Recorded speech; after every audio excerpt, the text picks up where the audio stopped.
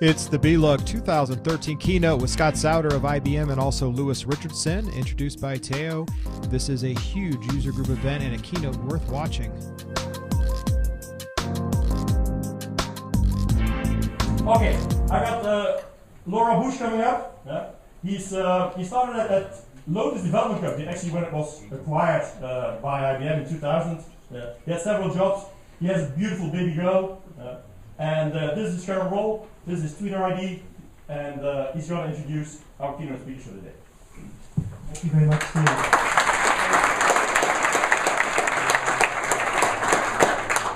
Good morning, everyone. Am I happy to be here again? I think this is going to be a great Grand Cru of the BLUG. If you see the scenery already, this is really great. Before introducing the two speakers that are going to do the keynote today, there's just a few comments that I wanted to make. And the first one is on the BLUG itself.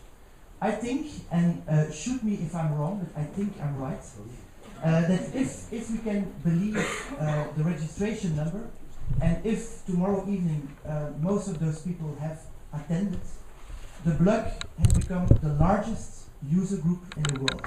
So I think this is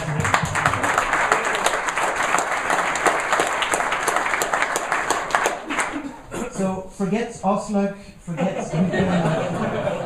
this is the place. This is the place. So Theo, already great job. But we'll see tomorrow evening. Yeah, sorry. Okay, so then very quickly, there's something that was really amazing to me is that the past few years that I had the chance to do a small introduction, we were most of the time evangelizing about what social business is actually. Now, what we can say today is that we are not just evangelizing anymore.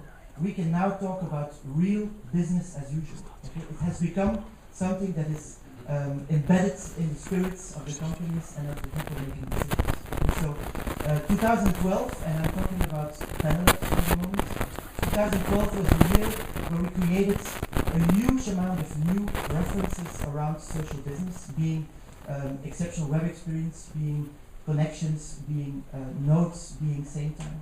So 2012 has been really a tremendous year in terms of IBM revenue in this space, so we can be very proud and happy about this. And the proof of the pudding, and this is the last thing that I will say before introducing the speakers, is that the latest IDC numbers have come out for the year 2012, and IDC is giving us 2% up in market share. Okay, so this is really an achievement, because I can tell you 2% market share in 1 year is a big thing to do. Okay, so I think this is really the proof that we are on the right track.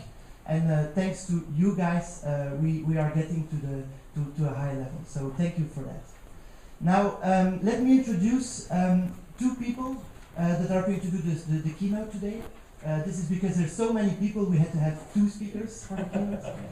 And we have one product guy, and we have one, I would say, adoption guy. So to give you a very nice flavor of what we are actually talking about.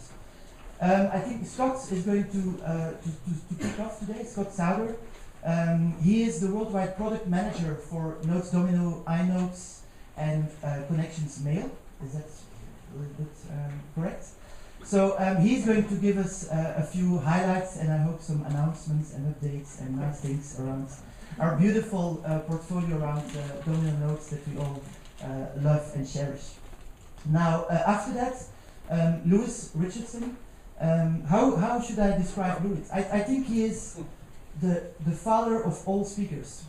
I think this is almost the level where I should put him. Now, Louis, I don't know if people have been able to see Louis already. He is having an amazing view on how social can be changing the world in your companies. And he's going to highlight some things on how you should approach this.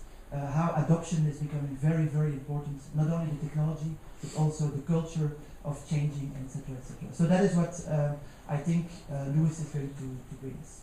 So this is it for me. I hope we'll all have a great 2 days here at the BLUG, and I would say, Scott, the floor is yours.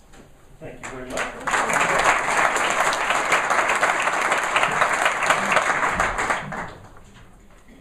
Hey, there we go. Okay. Wow. Well, hi, everybody. Oh, come on. You can do better than that. Good morning, everybody. Oh, look at that. Look at that. Wow.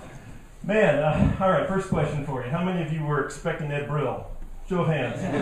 How many of you know Ed Brill? All right, forget about Ed Brill. He's dead tonight. No, I can't go there. I can't go there.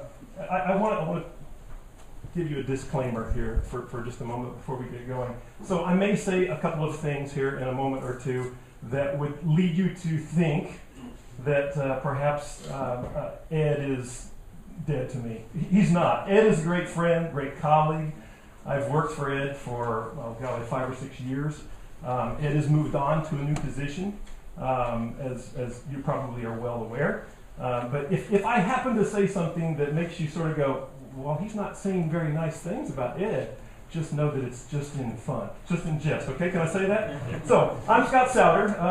Thank you for that great introduction. Theo, thank you for having us today as keynotes. Lotus and I are going to sort of share the next hour and a half or so with you. Keep me honest on time, by the way. I've got a lot of things I want to talk with you about, and we're going to sort of speed through some things that I might take a little bit more time normally today, but we'll save some things for the session that I have that's specifically around Notes and Domino later this afternoon. So, there's the slide that says that everything I say I cannot be held responsible for, right? If I happen to say some things that, I don't know, somebody's already been hinting at announcements here today. If I happen to say some things that, are not announced yet, sorry, but you're here at the right time, and maybe we'll have some good news for you in a minute. But there's a couple of things that I definitely want to tell you, and will tell you in just a little bit. So let me tell you a little bit about me, a little more information than what these guys had on the slide. So people, I've been doing these kinds of meetings for the last 4 or 5 weeks across the U.S., across Europe, really around the globe, and everybody that I show up in front of, everybody has this expectation of like, who the heck is that guy? I wanted to see Ed Brill. So I spent a couple of minutes here to tell you who I am, just to kind of hopefully let you know where I come from, and you get a feel for kind of what my take on this business is. So first of all and foremost, you need to know that about me, right? We can get that on the table. I see a lot of you that have the same problem I have. You have this thing right here kind of going away on you. So I'm old, deal with it, get over it, move on. Hey, Francie. Well, I'm a lot better looking than Ed Brill. Yeah. See, in fact, here's the picture I brought with me. This was taken in Orlando a few weeks ago, actually about a month and a half ago, when Ed was working out one morning.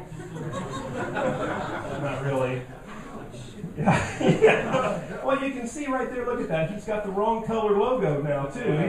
So, dead to me, right? Dead to me. I have a lot more friends than Ed Brill has. You need to know that. See, I get to say all these things today because there's a good chance that Ed might join us tomorrow. Just drop that hint. Not really. I don't have more friends than Ed does. Everybody's taking pictures of that slide. It's going to embarrass me. It's going to come back to haunt me, I can tell. I live in Texas. That's something you should know. I carry a gun. Not really. I don't ride a horse. I don't have a big hat. I don't have a gun today. No. So, a couple other things. I haven't been around Lotus a long time. I'll say another thing about that in just a moment. Around IBM a long time. Sorry, I let it slip again. But the other thing, I don't know a lot of stuff. I know a little bit, but I do ghostwrite edbrill.com. You may not have realized that. Only when John Head lets me. That's right. Not really. I don't really ghostwrite edbrill.com. Ed writes his own blog. Yeah, we'll talk about that more. But they still let me come to cool places like, even though I don't know much, they let me come to cool places like this for this particular event. You've already seen this. I go back a long ways, guys. I go back to day one. I came to Lotus when it wasn't cool to come to Lotus. I joined Lotus to be a part of the original team that built Notes, and at that point in time, it was Notes servers. It was not Domino. How many, let me just, a show of hands, let me just kind of get a feel for where you guys are coming from. So if you have been around Notes-based technology going back to, let's say, R6. Yeah, show of hands. Okay, how about release 5? Yeah. I am so sorry. Yeah, can we just like get a do-over on that All right, let's keep going. How about 4? Wow. How about release 3? Wow. Hey, how about release 2? And some other things of 2. Some people go back to 2. How about 1.1? Wow, I'm impressed. How about 1.0? Anybody go back to 1.0? Do you really? Wow. Well, of course, Pricewater, one of our biggest, first large customers. This thing is bugging the fire out of me, sorry. 10,000 seats, Sheldon Law, Pricewaterhouse. Yeah, I know Sheldon personally. I go back to before day 1, before we ship release 1. There are 4 guys I still keep up with from time to time. Ray Ozzie, you know that name obviously, Lynn Kaywell, Steve Beckhardt, Tim Halverson. 4 amazing guys out of the University of Illinois in the States. Woohoo! You tell the US guy right over there. So, there was a project, a graduate research project, that a couple of those guys started. The other 2 guys sort of joined on. Does anybody remember the name of that project? Not you, John. Anybody? Plano. I still remember to this day the first time I got to see what became Notes. It's on a DEC, that'll date me, a DEC PDP 1170. Remember those? Yeah. No concept of a graphical user interface, right? Character-driven, amber monitor. Remember those monochrome amber monitors? I can still remember seeing the first time a main document and the concept of a response document to that main document. And all of a sudden, the idea, the concept of a threaded discussion. I still remember that. Powerful, powerful concept, still has relevance today, still works today, still is part and parcel to everything that we know and love about Notes and Domino technology. Anyhow, I go back that far. I joined Lotus to be part of that team. There were those 4 guys. There were 6 salespeople. And then there were 6 technical people / engineers. That those 6 technical people, which I was one of, were in charge of keeping those 6 salespeople out of trouble. And oh, by the way, we picked up odd job development assignments from the 4 guys that I mentioned a second ago. So that's my roots. I go back, and at that point in history of Notes and, well, Notes servers, as I said, it was not cool. Notes was not anything anybody could understand. There was one person that understood it. This guy right here, Sheldon Law, that this guy right here knows, bought 10,000 copies. He was our first customer for Pricewaterhouse. Was just Pricewaterhouse at that time, right? So, visionaries, extraordinaire, absolutely. And obviously, by the show of hands in this room today, you guys have been along for the ride. A lot of you have been along for the ride a lot longer than most of the people I've ever stood in front of. So I'm honored to be in front of an audience like this that has as much history with this stuff as I do. So my background, I'm an engineer by training. That's what I did university-wise, software engineering. I love technical stuff. I've lost some of it. I don't get to write code. I don't have to write code anymore. I get to work with people that do write code. And that's a cool thing in itself. Some of the best engineers in the world that I get to work with. I was joking with somebody the other day. Every once in a while, I've had some roles across IBM. One of the roles before I worked for Ed was actually part of development. And one of the things that I was doing at that time was hiring some developers. And I was joking with somebody. There was a lady that we were hiring out of MIT, an Asian young lady. Very gifted, very talented, very smart lady. And the guy that I was joking with, we were sitting across the table from each other looking at resumes, looking at the CPTs, right? And as we're going through, paging through, we stopped on this one particular lady. And just to give you an idea of the talent, the guy across I was having a hard time making a decision whether to hire this girl or not. And the guy across the table from me said, well, it's not like you're hiring a rocket scientist. As if to say, hey, don't worry about it, it's not that big a decision. I took the resume, flipped it around, and pushed it over in front of him, and on the resume it said, rocket scientist. Yes, I am. So the talent that runs in our development organization is extremely deep. I now have the position or the responsibility of running a chunk of our product management organization. I work with amazingly gifted and talented people. A lot of them are in this room today. A lot of them are still back in Littleton. I live, as I said, in Texas, but I work mostly out of our lab in the Littleton, I guess it's a suburb. It's really a small community outside of Boston. So that's a little bit about me. It's probably more than I should have said, but here's the big thing today. As of midnight, East Coast time. Yeah, right, I gotta get that.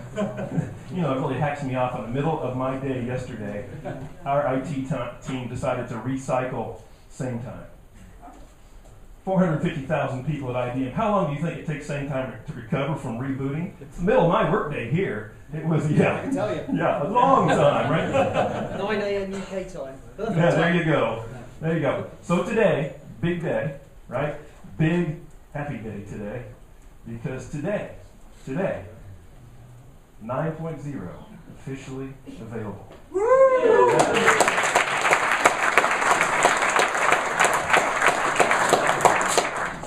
Sorry about that, Theo.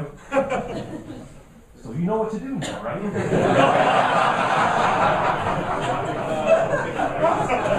Test Theo. No, don't do that because in my hand, ha ha ha, my little handy dandy USB drive, gold master code. Not only that, the new plugins for connections, Windows and Mac, highest bidder right here. If this were to stay up here for a little while, I don't know what might happen to it. So big day today, big day. We've been building up to this release. I'm going to talk a lot about this release when we get to my session this afternoon.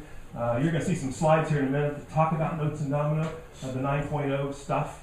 I'm going to sort of save some of that because we're on a little bit of a reduced schedule here this morning for what Louis and I are trying to accomplish. So I'll save some of that. We'll talk about that in the session that I do this afternoon. But man, it is a big day. It is a big day. So we'll talk more about it, as I said. This is a thing that I was talking with Jan Kinney. Some of you probably know Jan. You've been on phone calls with Jan. She has run our design partner program for years and years.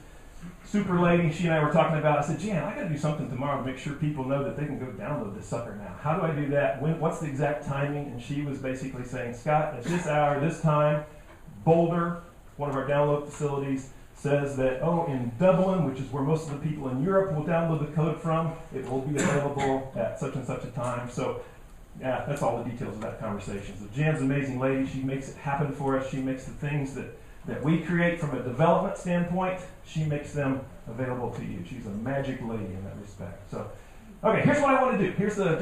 I'm going to breeze through some of this stuff. I want to take you through kind of the state of the business. Some of you, how many of you were in Orlando? Good show of hands. So probably most of you sat in on Ed's session, right? How many of you did that? A lot of you did. Some of you did. Okay, good enough. We're going to rehash a little bit of that. I'm going to put my spin on a few things, and we'll kind of go from there. There's a lot of content in here. As I said, I'm going to weed some of that out as we go through this morning because I don't want to take the entire time to 11. But I do want to make sure you understand some things. First of all, you probably are aware at this point that 2012, for what you would know as the Lotus portion of IBM, the portion of software group that makes up Lotus, now called IBM Collaboration Solutions, hugely successful year for that particular part of software group. Software group as a whole had a great year. But 3 out of the 4 quarters, 2012, for Lotus, I'm just going to call it Lotus, outstanding. One of those one of the quarters sucked wind, to be perfectly honest with you. Don't tweet that, but to be perfectly candid, it was a struggle in one quarter. However, one of the things that we use to measure the Notes and Domino business is the concept of reinstatements. Reinstatements are simple.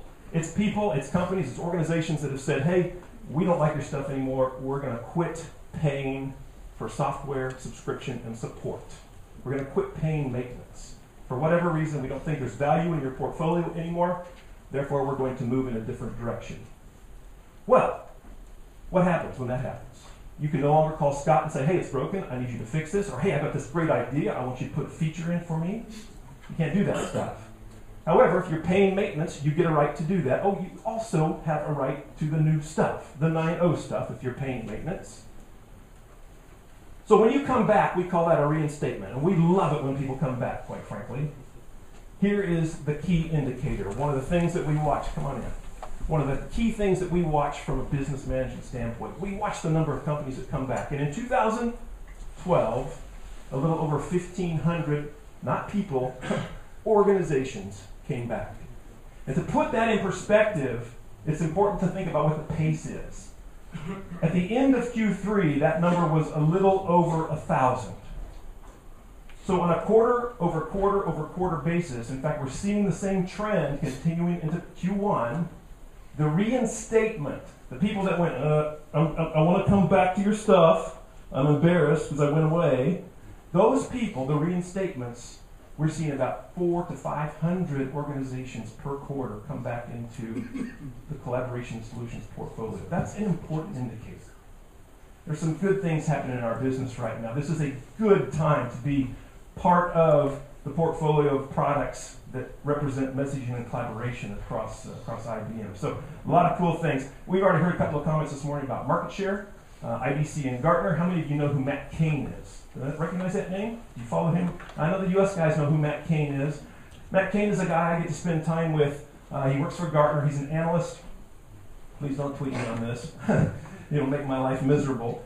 I talk to Matt about every 6 or 7 weeks. We have these schedules by which we have to talk with press and analysts. This last week when we did the announcement for Notes 9.0, I did about 10 or 12 press and analyst interviews every single day of the week. It gets that intense. And analysts and the press is very interested in our stuff again. But the point about Matt Cain is I never know which, whenever I talk to Matt, I never know which side of the bed Matt got up on. Someday he's a great ally. Most days he's less than a great ally. He's actually pretty grumpy. He's pretty much of a challenge for us.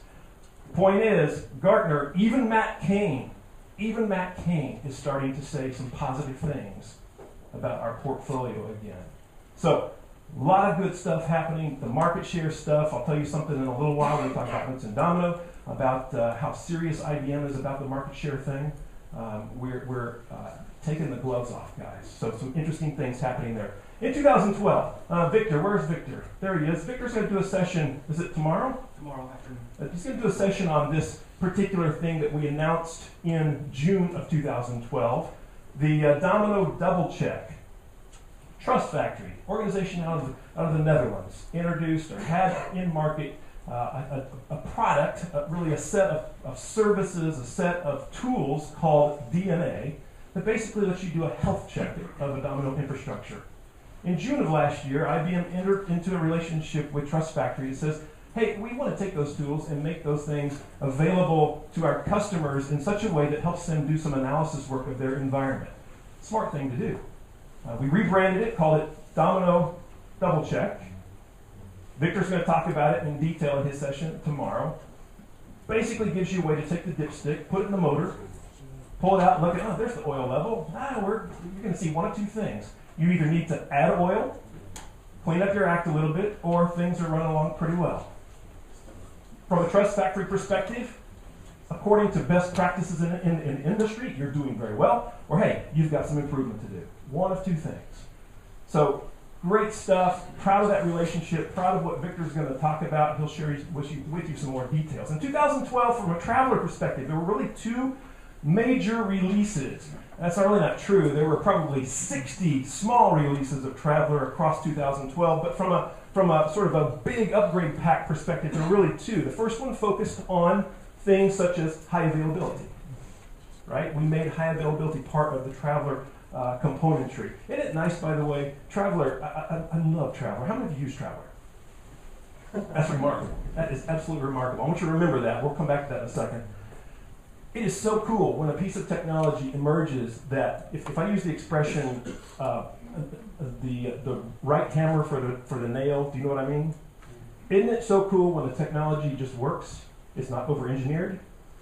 It works pretty much flawlessly.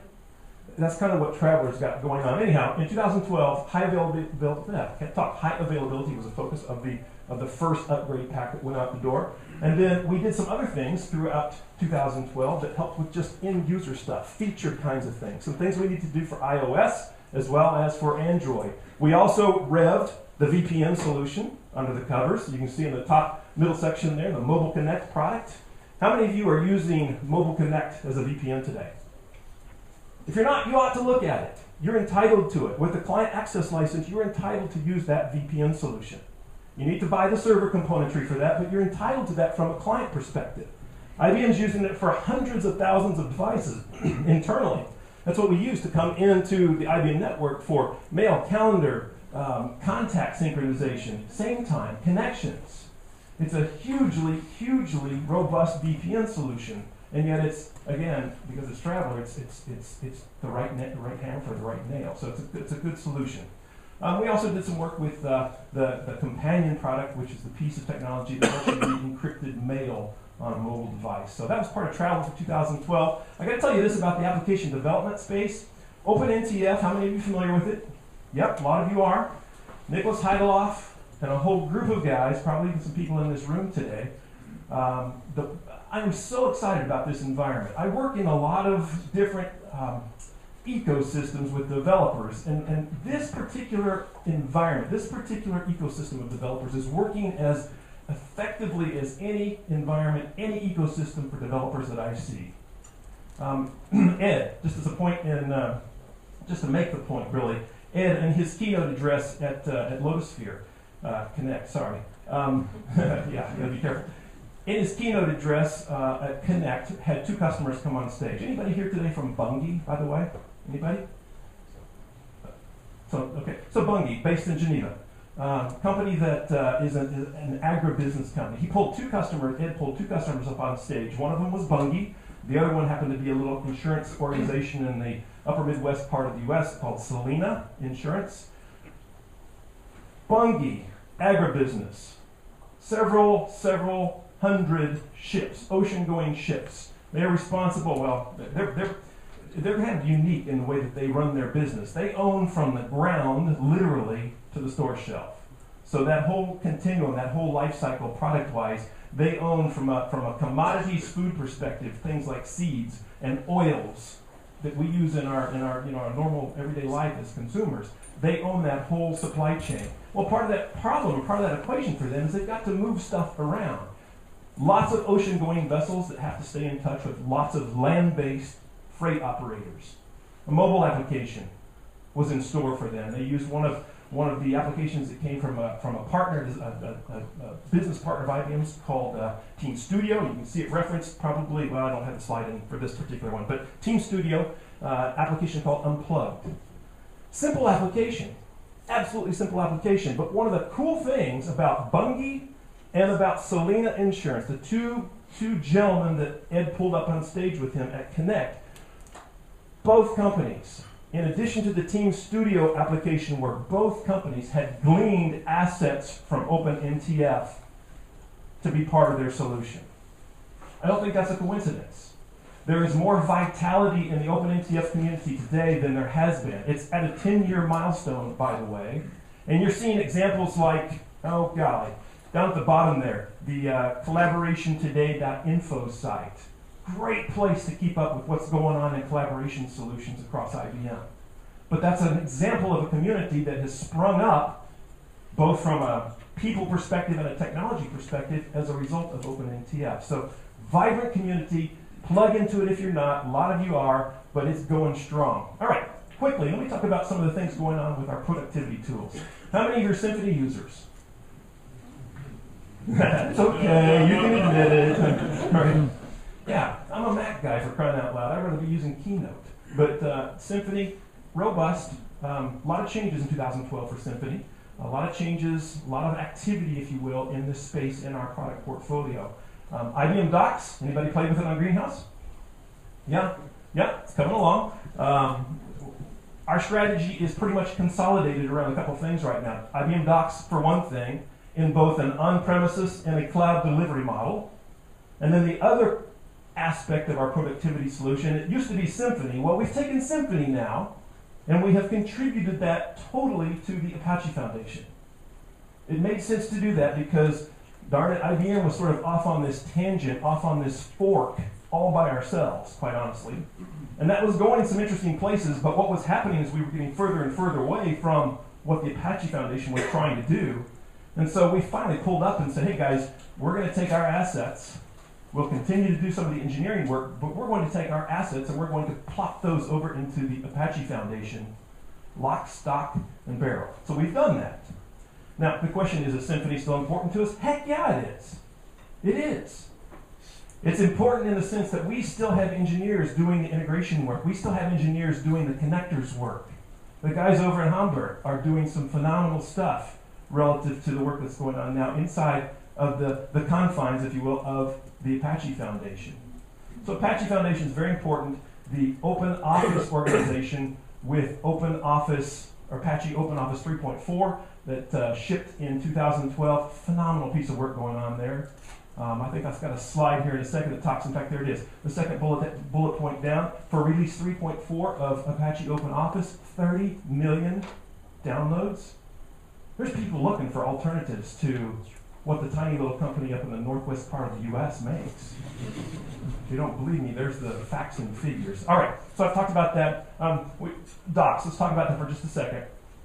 Docs is important. I mentioned that we're focusing on a cloud delivery model, but we're also focusing on an on-premises delivery model. And of course, there's that whole mobile aspect. Docs, I'll just be straight up honest with you guys. We were late to market with Docs. We were late to market. We wanted to do it right. We wanted to create an open social editor, actually a social editor. We wanted a solution that was engaging enough that would allow you to do things at the same time your colleague was doing things in the same document.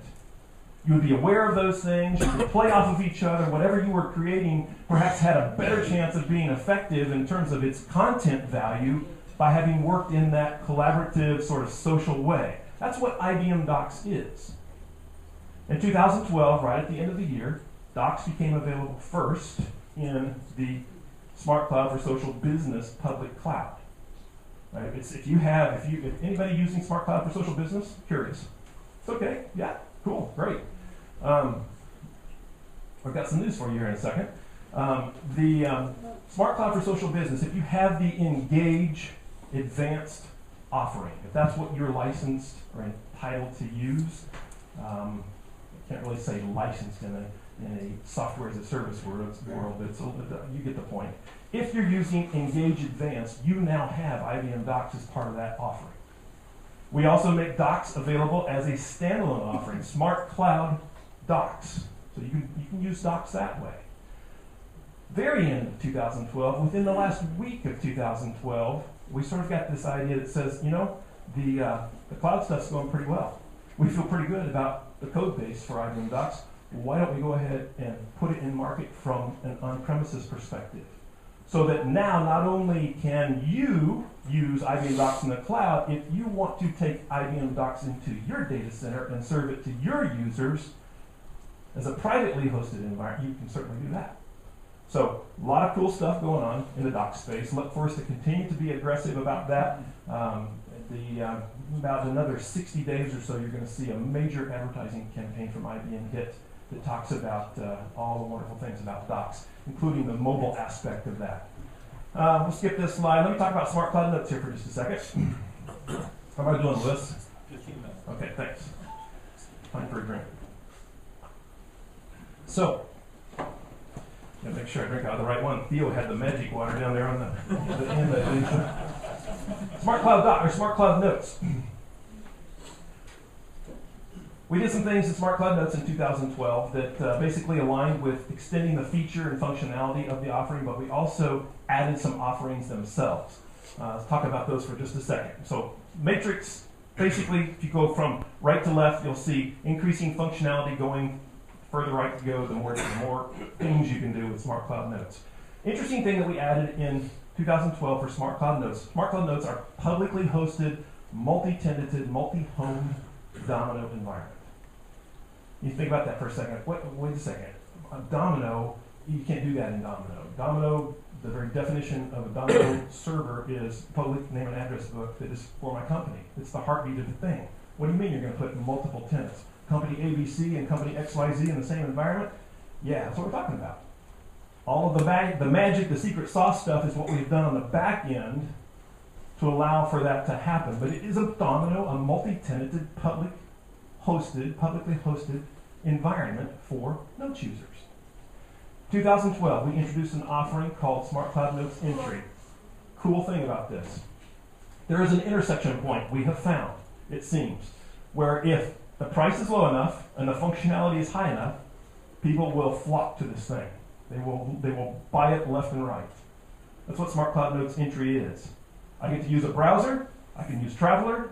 I have a 1 gigabyte email inbox. That's bigger than I get inside of IBM. For $3 US per user per month, up against the normal price of the full Smart Cloud Notes user of $5 US per user per month. So, what happens, and what we're seeing happening over and over and over again, all of a sudden the market is opening up to people that I never thought about giving email to before.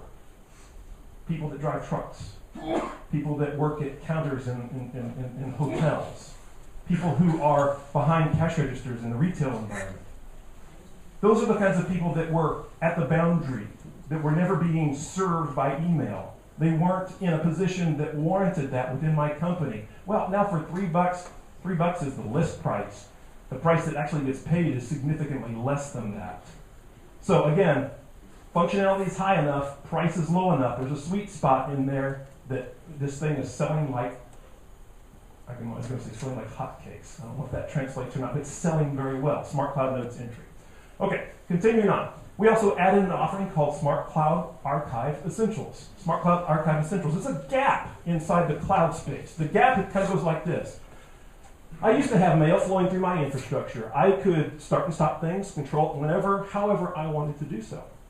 Well now, if I get, I got one of these yesterday. This is what's kind of ironic. I got a note from one of our attorneys yesterday. It said, Scott, your name is on a list of people that for the last 2 years do not delete any of your email. I'm like, whoa, it's one of those things, it's like, you look at it and kind of go, well, what does that mean?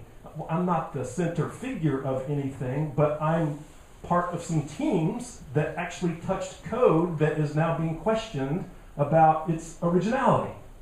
And so there's this legal hold, if you will, that's being placed on certain individuals' email. Easy to do on premises, because I control the servers. When it's in the cloud, it's a slightly different thing. When the messages no longer flow through my infrastructure, that's a different world to live in. So, Archive Essentials, a great, great offering that fills that gap for being able to do things like place legal hold on messages, on individuals that are in your particular system. Some of the things here, we're not going to go through all this list. There's a couple of things I'll point out. We did some amazing things, I think, throughout 2012 with Smart Cloud Notes. There were 2 major updates that happened with Smart Cloud Notes throughout 2012. One in June, the 6th release, and one in December, the 7th release, or the 7th update to the Smart Cloud Notes back end, if you will. One of the things that we added in December was support for mobile device management, vendors that provide MDM, mobile device management solutions. Companies like AirWatch, Mobile Iron, even IBM's own Tivoli Endpoint Manager.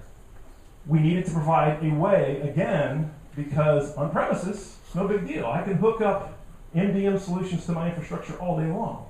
In the cloud, when I don't have access to those servers, it's a bit of a challenge to do that. So we needed a way to provide that. Well, in December, when we shipped the 7th release of Smart Cloud Notes, we provided that set of APIs so that vendors can write their solutions to that back end. Very important. Golly, a lot of things going on in 2013 for Smart Cloud Notes. I think I'm going to hold off on that for the sake of time. Here's the thing I wanted to get to about Smart Cloud Notes.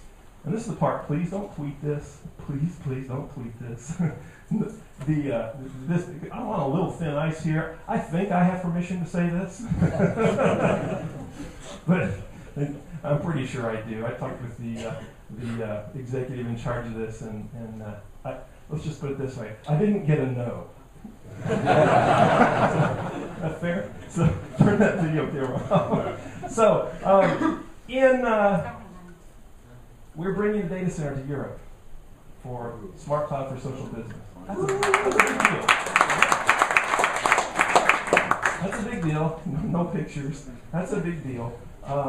It's going to be in Germany. It's active now.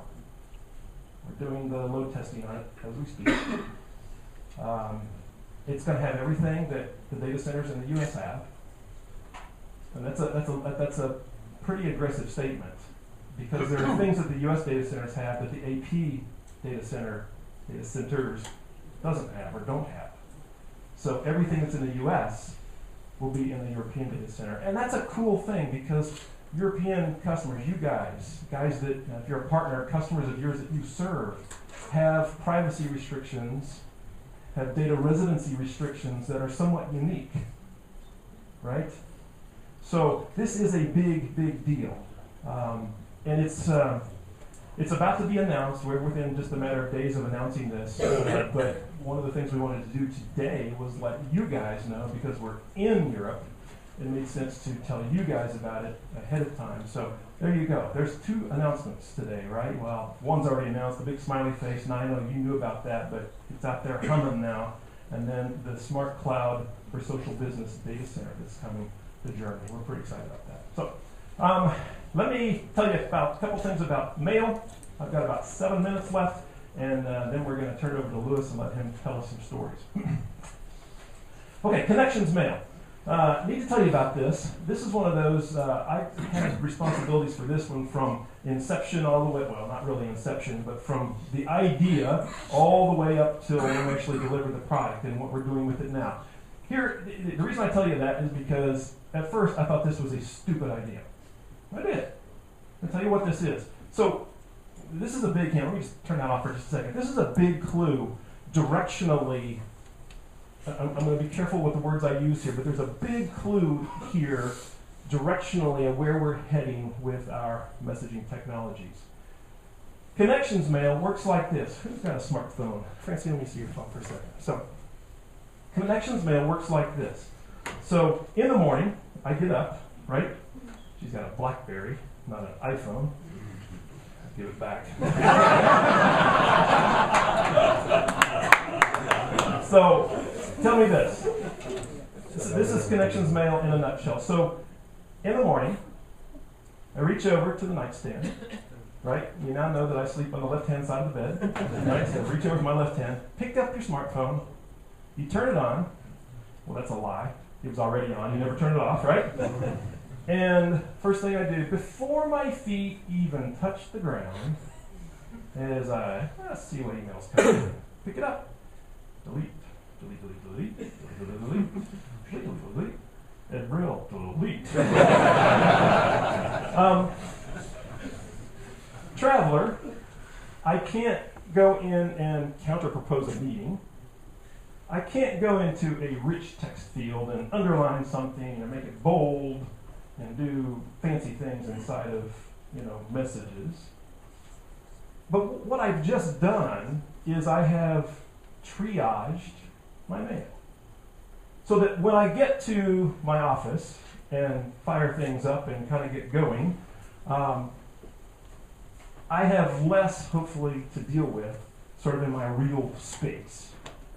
That's what connections mail is. But here's the clue. We spent 18 months sort of examining and thinking about how can we take experiences out of notes, pieces of experiences even, and put them in other places. What might that look like? Connections mail is the first instantiation where we have actually spent a lot of time taking things out of connections and putting it over in notes. Well, connections mail is the first time we've taken notes and put it over in connections. So when you're in connections, the whole idea of connections mail is to be able to give me an experience that says that, gee, I just want to triage stuff. I don't really care about getting to the nitty-gritty. I don't really care about having to, delegate meetings. I don't care about, counter-proposing things. I just want to do things quickly. Connections mail, I sat down with the developers 18 months ago and we talked about this concept. I thought it was the stupidest thing I'd ever heard. And connections mail, I use connections obviously, and probably some of you do too. Connections mail, it's not just the fact that it's connections mail, it's the fact that I have an experience of something that I'm normally used to using over in notes. I have that experience now over somewhere else. And connections mail for me, I can't do my job without it now. Because I do the same thing in connections that I just did with Francie's phone. Wake up in the morning, delete, delete, delete, delete. You do that same triage. That's connections mail. That's the whole idea. That's what this That's what the little slide here has. It's a different kind of experience. It's a different way of sort of using our stuff. You're going to see us continue to exploit things like connections mail. It won't be connections mail, excuse me, but you'll see us continue to do things that exploit platforms for what the platforms were designed to use or to be done with. That doesn't make sense. We're going to continue to, here's the idea. Let me see your tablet for just a second. Be right back. If I'm on this tablet, I'm not talking about travel, but if I'm doing things on this tablet, I expect things to work like the tablet works. I don't expect you to hand me some twistified environment, from the mid-90s. I expect it to work the way this device works. And I'm giving you a big honking clue for where our thinking is right now and what we're continuing to do, how we're continuing to exploit the idea of taking experiences and lifting them out of places and putting them in other things. So stay tuned to that. Good stuff coming there. Connections mail. The thing to remember on this slide is a little tagline at the top. It's like being in mail without being in mail. There's a calendaring aspect to it. There's a messaging aspect to it. Very lightweight, very performant, it just works beautifully when I'm in connections. We'll demo it this afternoon when we talk through the Notes and Domino stuff. I'll give you some examples of that, real-life examples. There's some things that we're doing to add to the functionality and the capability of connections mail. This is a short list. I wouldn't put it in front of you if I didn't think we were done with most of this from a development perspective. You look at that and you say, wait a minute, there's accept or decline calendar invitations. Yeah, that's right. In the first release of Connections Mail, you cannot accept or decline the calendar invite. Triage. I just want to see what I've got coming. Right? Well, that's one of those that was kind of on the line.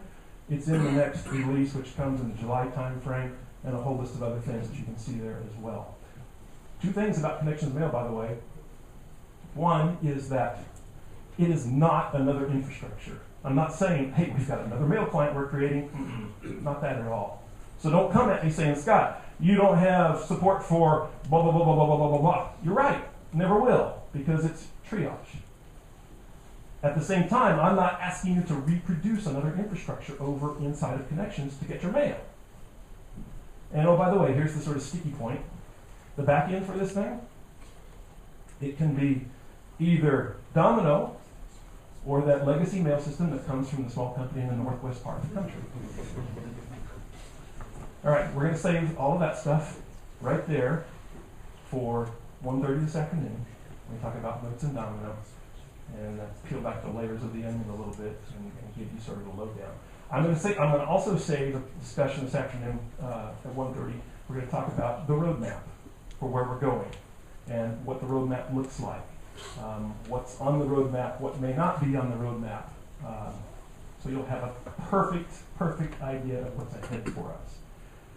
All right, gone through a lot of stuff. I'm going to stop, turn it over to Louis. If we have some additional time at the end for questions, happy to jump back up and take those, but Louis, let me take it to you for now. Yes?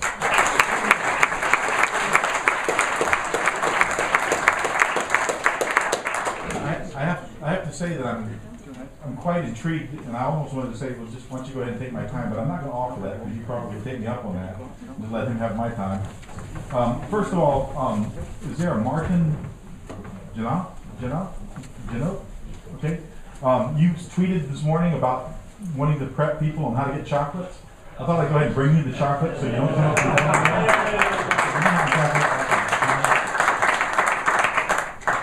He was saying you have to tell speakers they have to do a good job, and then they'll give you chocolates out of the speakers. So, the father of stories. At least it's not like he's the mother of stories, right? I want to share with you a little bit this morning about not so much how we do something. One of the things I enjoyed so much about what Scott just covered was a lot of it was about why we did something, the history behind things. And I think as we in organizations, especially you guys who've been around for so long, supporting us for so long, you're carrying on a battle often with people as to why are we doing these things? Why do we do this collaboration? First, a little test, okay? So I'm a bit of a storyteller, and we're going to engage in a story. You know, we at IBM, we're very clever. We've got some great engineers. We have some biomedical engineers in our organization. They've actually created a way to take an eyeball and then plant another eyeball in your body, a third eyeball, okay? We're teasing, okay? Don't look at me so seriously. Okay. You are nerds, right? Okay, but here's the problem, okay? So product management and marketing, you're trying to figure out where does that eyeball go, all right? So right now, if you're on Twitter, you can tweet to pound #3i, or just figure out what it is. So just think for a moment about where, if you had a third eyeball, where you would put that on your body. Okay? 1 second. Think about it. I sure want to know. No, I'm not going to ask. Certain people I'm not going to ask. Okay? All right, so question. How many of you, thinking that over, thought about the back of your head? Back of your head. Raise your hand. Okay, good. All right, cool. All right. By the way, that is the most popular answer for adults. Okay? All right, so anyone in the room have anything else they could share that they could possibly share publicly? All right. Yes, sir? Left hand, good. Yeah, on your arm or your hand, so you can move it around. Number one answer among kids, on the end of my finger.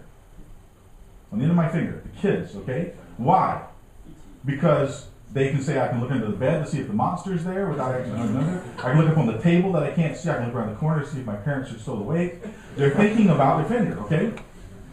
Now, one of the reasons they do that is because they've not been ingrained with this thought of, gee, I wish I had eyes in the back of my head. Or, people are talking behind my back. And all these things that we as adults have kind of been taught that we have to be careful of what's right behind us, right? Instead, they went beyond that and said, I'm more concerned about this other thing. Now, for those of you who raised your hand and said, I thought about eyes in the back of my head, consider now, would you make that same choice? Wouldn't you say, well, the finger might be a good thing, because I can look behind me, I can look around me, right? It's a better idea. But yet we kind of ingrained into this thing of, well, I know exactly where it needs to be. Because of that, and just as a sample, I think we're in the midst of a crisis, okay? Now, we have a lot of crises we're dealing with, right? So there's this financial crisis, and there's a environmental crisis, and we have energy crisis, and we have more crises than we can deal with right now. And I don't have to share about banking crisis and whatever. All these crises we face, in fact, if we ever looked at those and said we're going to attack one of these things really hard, chances are it may have a little impact on another. For instance, we could go after the food crisis and we might impact the environmental crisis or something. If we went after energy, let's say, we might impact the environment. So each of them can kind of play off of one another. But I believe there's actually a crisis that we have that if we address it, it's going to impact all these things, okay? And it has to do with what we do here and what we actually support here. I believe we have a creativity crisis. All right? So what is that? What is a creativity crisis? Have you been this guy in a boardroom before? Okay? And I think it's interesting to call it a boardroom, like it's a conference board. I think it's actually bored as I'm bored to death. Right? Because we sit in these rooms and we listen to this dribble go on, and all these people keep doing the same thing, and they're just going through the motions, or these are conference calls, or these are web meetings, or whatever it is. These are sessions like this. Hopefully you're not bored at this moment. But the point is, we actually just go through the motions, the status quo thing. Now what's interesting is the CEOs who actually lead those sessions have told us for a couple of years now that they believe something more needs to happen. In fact, in 2010, our CEO study said, my leaders, in the next 5 years, my most important quality I want them to have is I want them to be creative. Imagine that. The CEO said, I want my leaders to be creative. I mean, most of us, when we hear that, we go, really? The leaders aren't that creative. I mean, why are they asking? 2012, the study said for our employees to be very productive and to leverage them, they need to be these things: collaborative, communicative, they need to be creative, flexible. That's what the CEOs want. So what's interesting is Adobe did a study, and only 1 in 4 of us actually believe that we're achieving our creative potential. You might agree with me. You sit there and think, well, I'm pretty creative, but I'm just not able to show that. Or I feel like I'm more creative than actually I'm being used for. So your executives are saying, let's go do this, guys. Let's all go be creative. Let's go off and be creative, right? Well, what does that mean to be creative? What does it mean to you when I say the word creative? What are some of the words that come to your mind? Out of the box? New. Was that new? New. Yeah. Good. New? Anyone else? Untested. Untested, okay. I was with an audience and the guy raised his hand. He said, I think of the word messy, like messy. I said, I love that definition. That's great. I said, by the way, what do you do? He said, I'm a compliance officer at a bank. And I said, I can understand creativity being a little messy for you. Creative is not something you want in bookkeeping, all right? The bookkeeping creative. But the point is, these are some of the words from the English thesaurus that says, here's some of the words that we think about when creative, okay? Clever and inspired and inventive and productive. Okay? It's interesting. Creative and productive. But yet that same Adobe study said that most people felt like they were having pressure to be productive rather than creative. It's something, in most people's mind, they think that productivity and creativity is something different. By the way, most managers that I talk to today, most executives, some of them think that being social is different than being productive. Okay, so we'll get back to that later. So what got us here? A little bit of a history lesson. The Industrial Revolution. Okay, it's relatively new. I love being in these buildings because they're so old. I mean, this is built maybe before the Industrial Revolution, right? But at one point we said we need to make things into machines that we can scale. We need to bring people and these services down to just finite things where this is what you do, you're an architect, you're this, you're whatever, and everybody became cogs in a big machine. And I believe that has led us to a lot of our business practices we use today.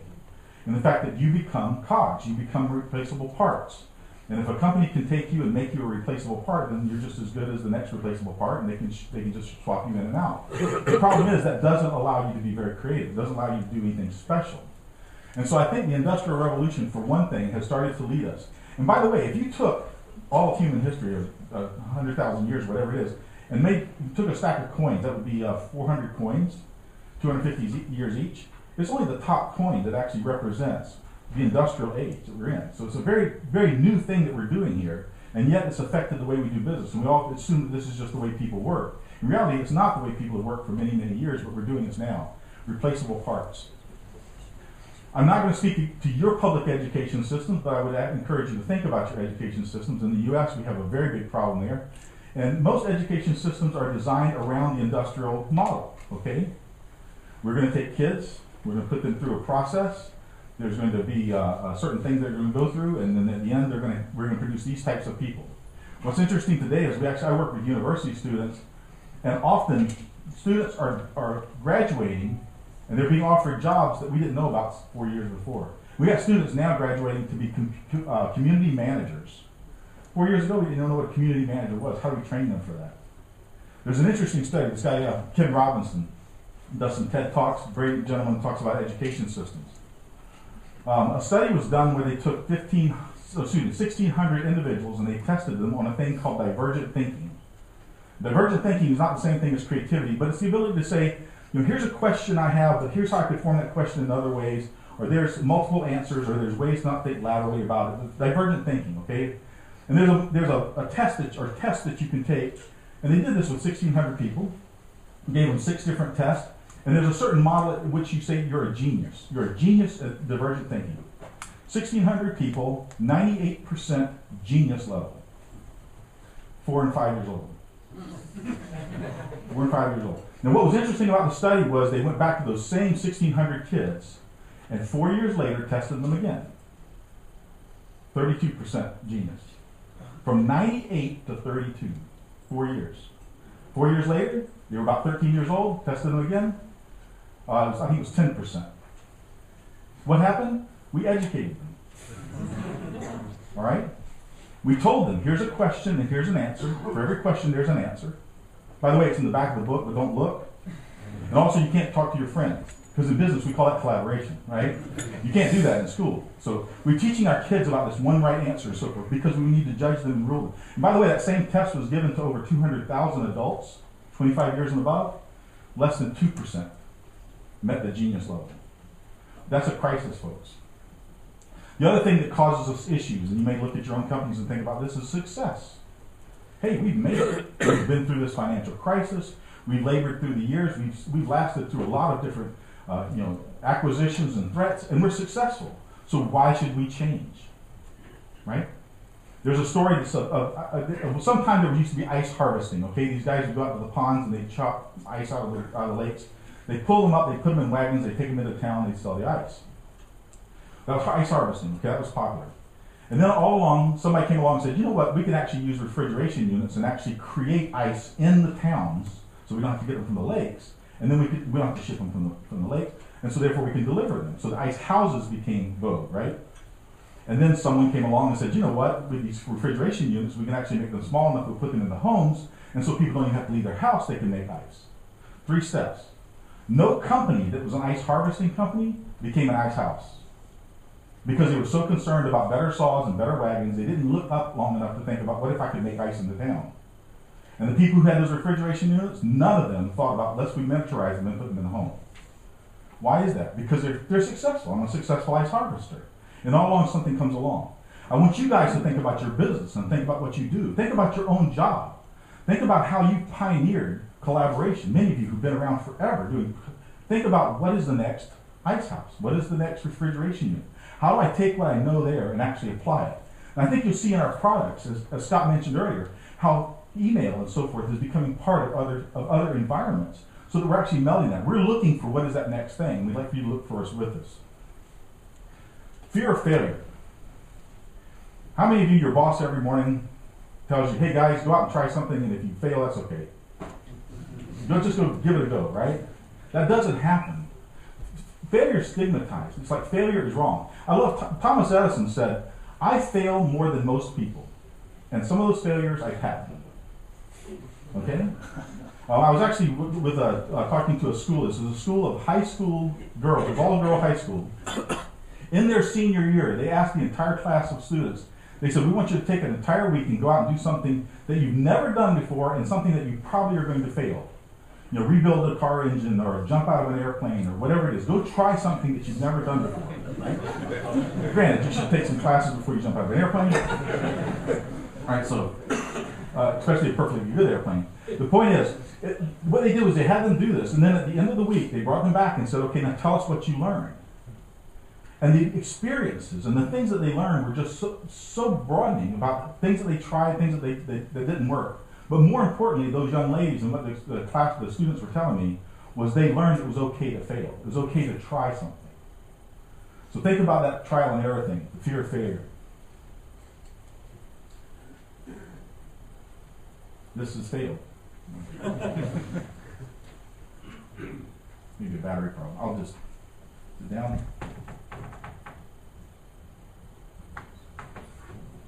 Is your Mac? I'm sorry.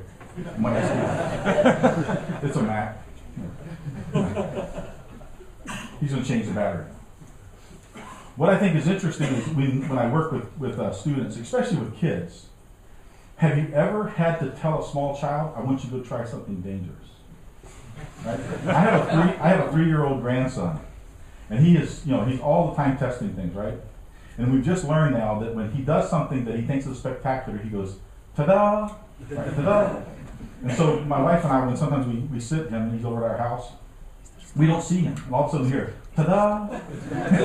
And you go running because he's on top of the refrigerator, with a towel saying, I'm going to parachute, jump off the refrigerator. I don't know if in your company, if you have actually a way for people to try things and fail. And if they fail, how do they share that? Most of us, because of this fear of failure, when we fail, we try to cover it up. Now think about all the other people that could learn from the fact that you failed, right? Ta-da! Can you check your Mac here now? You have nothing here on the screen. It's the power thing. Yeah. Okay, so now, forward. I'm still getting nothing. Okay, so how do we address this? We address this by using the keyboard. Down. Sorry. Sorry. Oh, push up. It doesn't use arrows. I have to touch the little touch bar. So first of all, we have to avoid what we call the God complex. Okay. The God complex is the thought, the mere thought, that I can understand a problem well enough that I know all the things that could possibly happen. We have companies and we have managers, we have executives, ourselves. We suffer from the fact that we say we got this problem figured out. We know all the ins and outs. We know what's going to happen. There's this God complex problem, and today, especially in today's environment, things are too complex for you to think that you know all the answers. Avoid that, okay? You have to avoid this problem. Again, this isn't working, so. It's my touch, okay? Sorry. You have to consider where work gets done. There's a guy named Jason Fried. He does a talk on where work gets done. In fact, think about it for yourself. If I were to ask you, where do you do your best work? Your best work, when you're really on and really doing what good work, when is that, right? His point was he's been doing this for years, and people tell him things like on the train, on the way to work, or real early in the morning, or at night sometimes, late at night, I do my best work. He said, we build offices and put computers in them and telephone systems. And nobody does their best work at work. They do their best work when they're not at work, right? And if you go to the office, you go really early in the morning where you can get your best work done, or you stay late at night. And he said that the problem with working at home, working in the office, he said there's two things that can kill it. He calls them M&Ms, managers and meetings. Those are the two things that kill productivity. Sorry, managers. All right? We know how meetings do that, right? Because you'll have a meeting. And I've been with companies where they said, well, really, we don't have a real collaboration problem. We communicate very well. And I'll ask them a little bit about how they do that. And so, well, every week we get, our 40 people together, we get them in a room, and we talk about problems or issues or whatever. Or we do the status thing. One of the things they don't ask is, when I get ready for that meeting, is everyone that's going to be in that meeting ready to have a meeting? Are they through thinking about something? Are they in the process of doing something really great, and all of a sudden you say, stop what you're doing, you got to come to a meeting? And then they tell me it's only an hour meeting. And I said, no, you got 40 people in the room, that's 40 hours that you're wasting. And how many of you have ever been on a conference call where you sat for an hour to wait for that 5 minutes that you really wanted that information? So 55 minutes of it you wasted. Meetings are horrible. And then managers, guys, Jason just straight out, he just says manager's job is to interrupt your day. That's their job. Because they need to keep track of what you're doing, and they need to report that status. And so their job is to just do that. One of the things we've done with social is we've actually been able to help managers not have to do that task because it can be done socially, and then they actually spend time helping this person work. But for the most part, in fact, that's one of the things when we get into adoption, mid-level management is some of the people who fight this the most because they feel like they're being kind of overthrown here. So watch out for managers and look where work gets done. You have to use open and closed modes. This is from a YouTube that John Cleese did. He talks about having time. Open and closed modes meaning there's some times that I'm going to sit and I'm going to just imagine. Shut the phones down, get off the same time, get off the grid, do some work, right? And that's why we sometimes do things in the morning or late at night, because we're off the grid. Do that thing, set a time aside, set a space aside, do that work, but at some point you've got to basically say, okay, now I'm going to make a decision, I'm going to go now work, and it's kind of, you go back into a closed mode.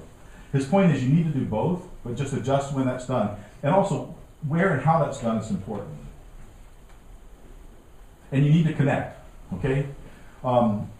There's a gentleman who talks about having knowledge accidents. And in fact, I don't know how many of you have heard, but Yahoo in the US, I think it was last week or week before last, made a big announcement. They said, we're pulling all of our people in from the field, people who work from home, we're now bringing them into the offices. No work at home anymore, you're coming to the office, all right, to do good work. All right. One of the statements they made was because we want to encourage things like coffee machine chat, hallway meetings, those spontaneous things that break out. All in all, a fairly good plan. Okay, all in all, a fairly good plan. The problem is, my question to them is, first of all, how big is your hallways? All right? Because think about it, those of you who work in offices, don't you bump into the same people every day? You go to lunch with the same people every day. You meet the same people every day. I mean, I don't know if your offices, they mix you around all the time just on purpose, but normally you kind of gather with certain people. You can actually do that same conversation, the hallway conversation, to use social, but you actually have to be able to talk to people that you can't see, people on the other side of the globe, people that you never walk into. It's interesting, but we have to connect, because the more ideas you connect together, the better off you're going to be overall. So consider using social business for these things. First of all, if you want to connect,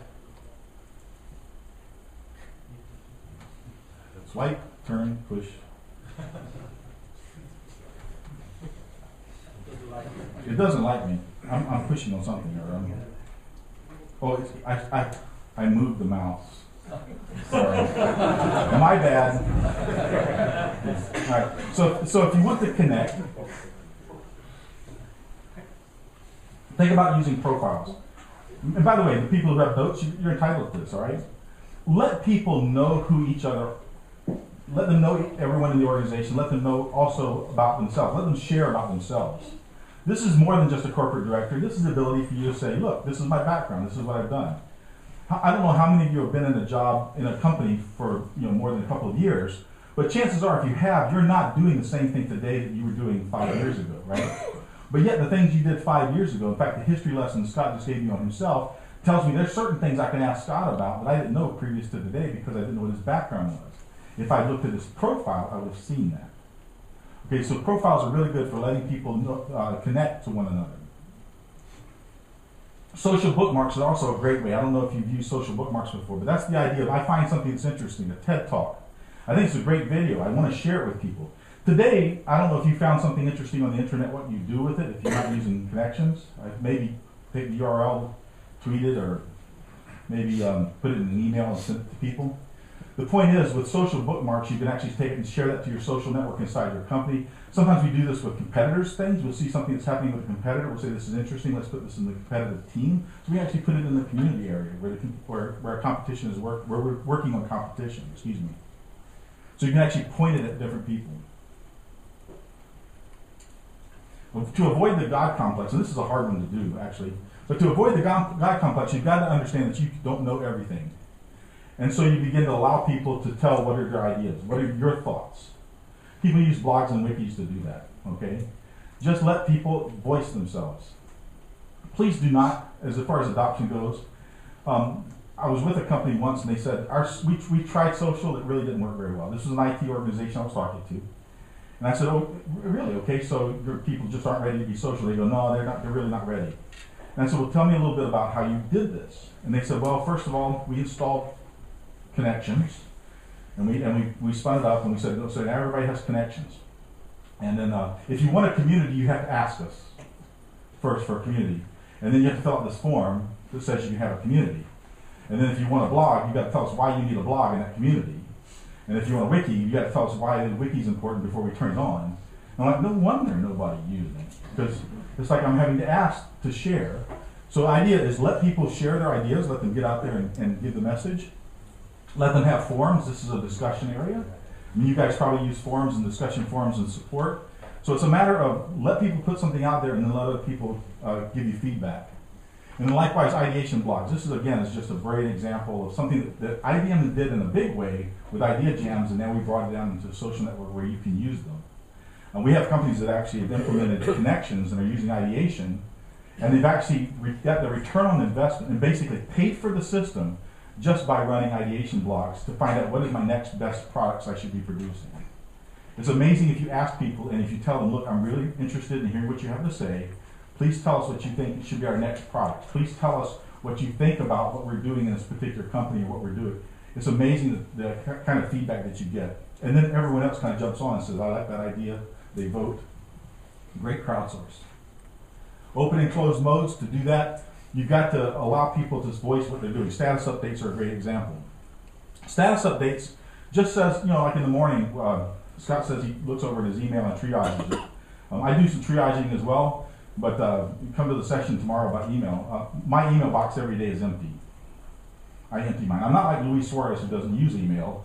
I use it, but every day my goal and using my target is I get my email box empty because I just don't use email as much any longer.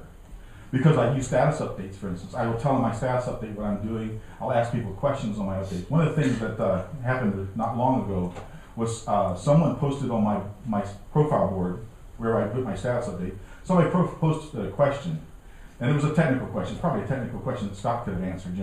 How do you install the Notes widget, sidebar, Java, something, whatever, okay? And I had no idea what the question said. I mean, I couldn't understand the question. And this guy posted it on my board. And I was with a customer, and actually came out of the customer's site, and I was with him for like a 4-hour workshop. I pull out my iPad, I'm looking at this thing, and there's questions there that I just have no concept of what's going on. But fortunately, right below it, somebody had answered it, okay? And I assumed the answer was right. I have no idea what the question was, but I assumed the answer was right. They seemed to be happy. They were done, right? So that alleviated. What interesting is I went back to John, the guy who posted it, because I thought he was like, this will be interesting to see if Lewis can answer this. So I said, John, why did you post that on my board? You know I'm not a technical person, and you know I don't know the answer to that. And he said, Lewis, I know you don't know, but people that you know. Lewis, you're an idiot, but you got smart people around you. And if I ask the idiot, some of the smart people are going to jump in and answer for you. Okay? Now, for those of us like myself who don't like to work hard, okay, this is great, because if you've got people around you, one of the things that we're doing actually with Smarter Workforce is beginning to understand in the organization who are those connected, I'm going to call them idiots for a moment, sorry, but who are those connected people who have smart people gathered around them that if you ask them a question, somebody's going to answer. It's an amazing thing. Now people are actually being valued, not just by what you know, but what the people that you know. Think about the networks that you've developed, and think about that. And by the way, that encourages things like sharing. So status update is a very powerful feature. It is a feature, but it actually just allows people to let other people know what's going on. And we're all creators, right? Part of creativity is creating stuff. You want to be able to share that and share it in files. One of the reasons that my email has dropped so dramatically is that I post everything that I have in my files area. If I create a presentation like this one, it'll be in my files area. Most of the stuff I do publicly, so I end up posting it externally as well. But people used to ask me, Louis, presentation you did, where can I find this in my files? I'll send them a link. And they, Louis, do you have that latest sales thing? It's in my files. Pretty soon they quit asking, because it's like, why am I asking this guy? I just go to his files. People now just go to this place where my knowledge is stored, and files happens to be one of them.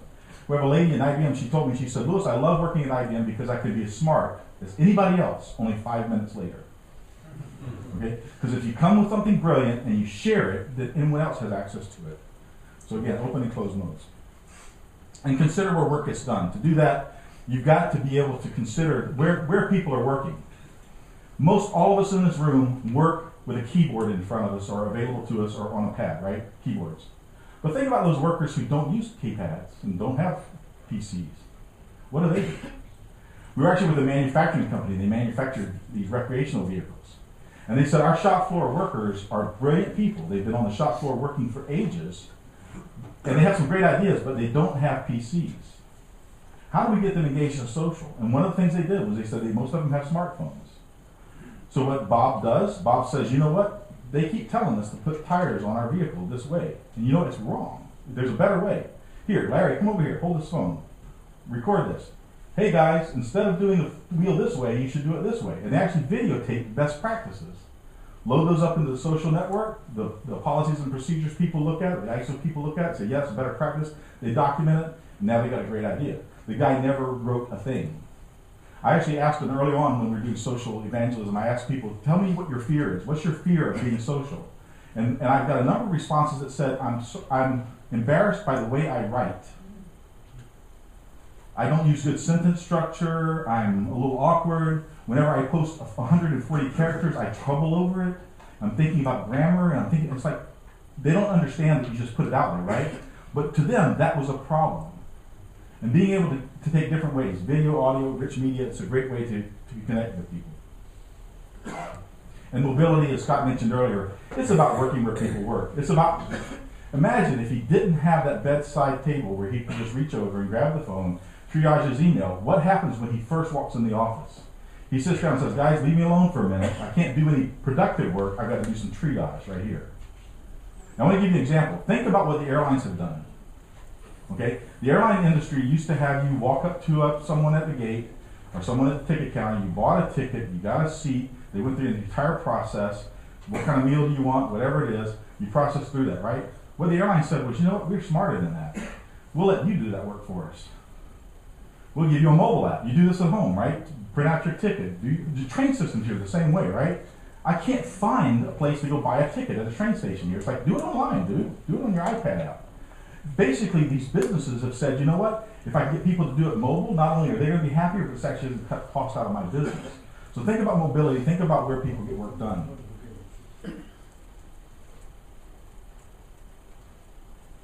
So what does it actually mean to you? First of all, it's going to mean some change. And change is hard, right?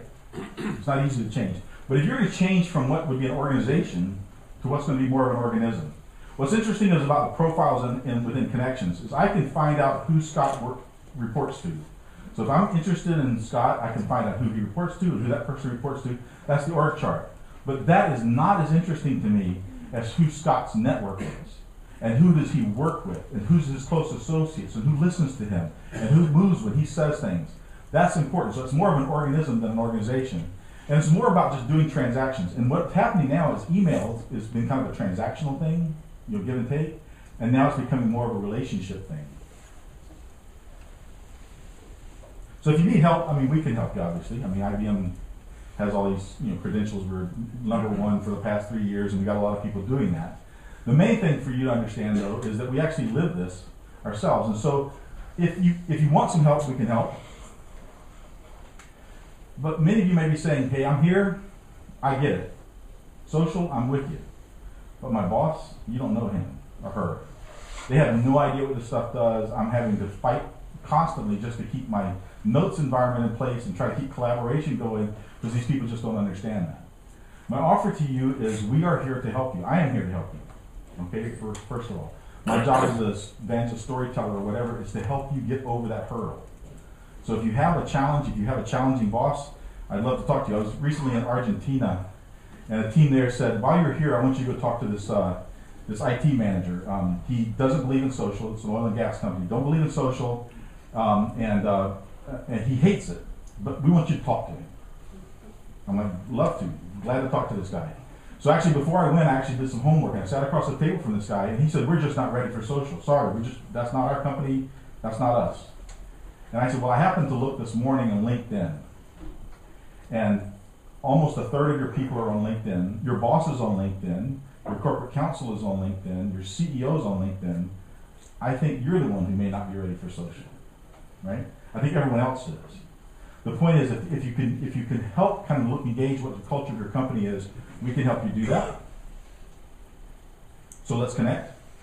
There's a couple of websites you can go to, social business, and the Connects stuff. If you've not heard about Smarter Workforce, this is actually some work that we're doing. We've actually acquired a company.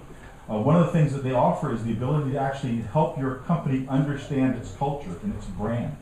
What are we about? What type of people are we best employ?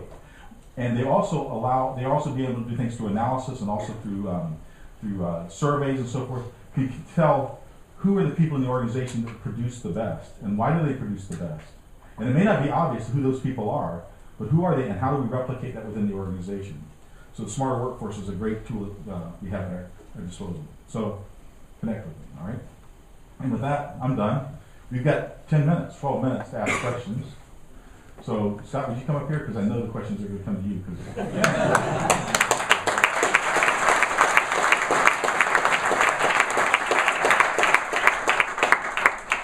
So questions, anyone? I have the USB stick. Did he have the USB stick? He was the first person to ask. USB stick you're talking about. We have it on tape. What's that? He's got it on tape. Anyone? Yes, sir. Scott, is there a date on the data center in Europe? Midsummer is about as accurate a date as we have at this point. Midsummer, yeah. Do you really believe that there is a creativity crisis? Because when I look out there and I see things like Kickstarter, when I look at some of the research projects going on in IBM, when I look at some of the stuff being done around electric cars, aerospace, I don't see any crisis at all. I see a huge amount of innovation. I see a huge amount of creativity. I see major problems being solved. Does this just apply in organisations and how cultures often train out creativity? And I completely agree with you on the fact that we do a very bad job with children. We beat out creativity from them through education systems. But people learn that back. When they go to university and they explore and they change, they meet other cultures, they move away from home, I think they regain that creativity. There are obviously creativity in all of us. And I think that in a lot of the organizations, a lot of things that we see, as you mentioned, some of the technologies and advances are very creative. One of the challenges that you mentioned was that we may beat it out of their kids when they're young. We get them into university and they think a little broadly. Imagine their first day at work, though, if they come to your office, okay, and they say, okay, guys, here's your email box. This is how you communicate. Here's the meetings you're going to attend every week, and this is how you're going to spend your time. Again, we start to beat it out of them again. So I think that's where the crisis comes. We've got some very innovative companies. We've got some very innovative pockets within companies. But I think overall, if you look at, there's actually a guy who wrote a book called Cognitive Surplus. He thinks we have just a tremendous amount of untapped potential because we see that we're all creative people, but yet we're not tapping into it.